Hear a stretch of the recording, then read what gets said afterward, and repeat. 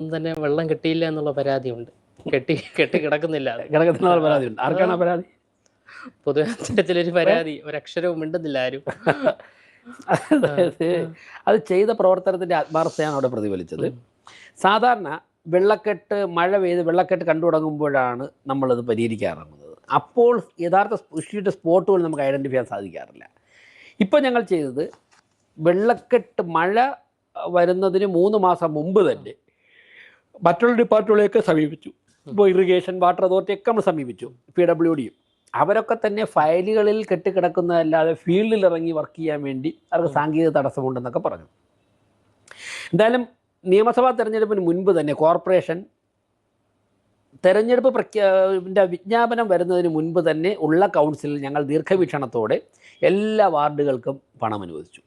അതോടൊപ്പം തന്നെ സെൻട്രലൈസ് ചെയ്ത് മേയർ ഉൾപ്പെടുന്നവർ നേതൃത്വം കൊടുത്തുകൊണ്ട് തന്നെ നമ്മുടെ നഗര ഹൃദയഭാഗങ്ങളിലുള്ള വെള്ളക്കെട്ടുകൾ പരിഹരിക്കാനുള്ള തീരുമാനമെടുത്തു.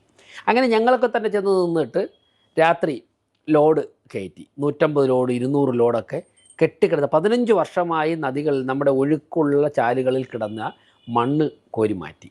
അതോടൊപ്പം തന്നെ പ്ലാസ്റ്റിക് വേസ്റ്റ് ഇതെല്ലാം മാറ്റി. അത് മാറ്റിയപ്പോഴേക്കും സ്വാഭാവികമായിട്ടും വെള്ളം ഒഴുകിപ്പോകാനുള്ള ആഴം കൂടിയപ്പോഴേക്കും വെള്ളം ഒഴുകിപ്പോയി. അത്ര തന്നെ. പക്ഷേ ഇതുകൊണ്ട് പൂർണ്ണമായിട്ടും പരിഹരിക്കാൻ സാധിച്ചെന്ന് ഞാൻ പറയുന്നില്ല. കുറേ കൂടി ശക്തമായ കഠിനമായ മഴ പെയ്യുമ്പോഴേക്ക് ഇനി വേറെ എന്തെങ്കിലും പ്രശ്നമുണ്ടോ നോക്കേണ്ടതായിട്ടുണ്ട്. എങ്കിലും ഒരു 8-10 മണിക്കൂർ തുടർച്ചയായി മഴ പെയ്തിട്ടും വെള്ളം കിട്ടിയില്ല എന്നുള്ളത് നമ്മൾ ചെയ്ത പ്രവർത്തനത്തിൻ്റെ ഒരു ഫലം തന്നെയാണ്. ഇനിയും കൂടി ചെയ്യാനുണ്ട്. പൂർണ്ണമായിട്ടും ആയി എന്ന് ഞാൻ പറയുന്നില്ല, എങ്കിലും വിജയിച്ചിട്ടുണ്ട്.